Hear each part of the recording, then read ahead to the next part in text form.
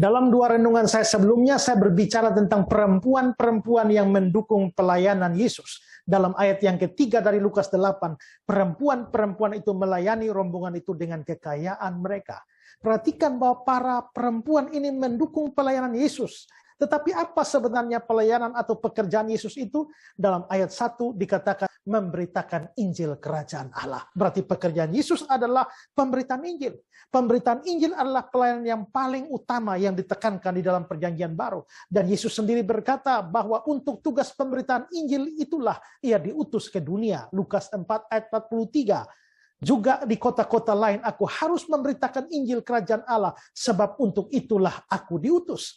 Bahkan saking pentingnya pemberitaan Injil ini sampai-sampai Paulus berkata, celakalah aku jika aku tidak memberitakan Injil.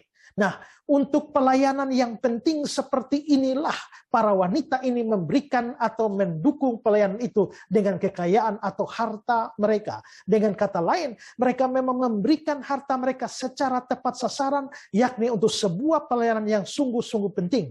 Ini bukan berarti bahwa kita tidak boleh mendukung pekerjaan Tuhan yang lain selain pemberitaan Injil. Semua perlu didukung, tetapi kalau ada yang perlu didukung mati-matian, bahkan dengan keuangan kita, itu adalah pelayanan pemberitaan Injil. Maksud saya adalah bahwa pikirkanlah bahwa uang atau kekayaan yang saudara berikan untuk pekerjaan Tuhan itu betul-betul murni adalah pekerjaan Tuhan. Mengapa? Karena ada banyak pekerjaan yang palsu. Ada banyak pekerjaan yang menyesatkan orang, tetapi berkedok pekerjaan pelayanan pemberitaan Injil. Kita harus sungguh-sungguh memperhatikan ini, sehingga apa yang saudara berikan atau keuangan yang saudara berikan itu betul-betul untuk memperlebar kerajaan Allah.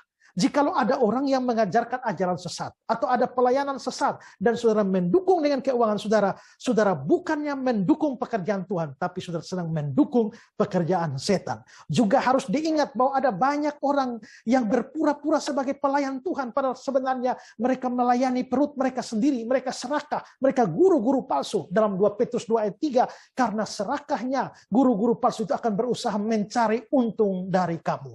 Karena ada jenis semacam itu yang bertebaran di dalam dunia kekristenan, maka saudara memang harus mendukung pekerjaan Tuhan dengan keuangan saudara. Tapi pastikanlah bahwa yang saudara dukung itu betul-betul adalah pekerjaan Tuhan. Betul-betul adalah untuk kerajaan Tuhan, untuk pemberitaan Injil. Jangan bodoh, uang saudara dimakan atau dipakai oleh orang-orang yang hanya berkedok pelayanan, tapi sebenarnya untuk kepentingan diri mereka sendiri. Kita harus memberi, tetapi harus bijak di dalam memberi. Tuhan memberkati saudara.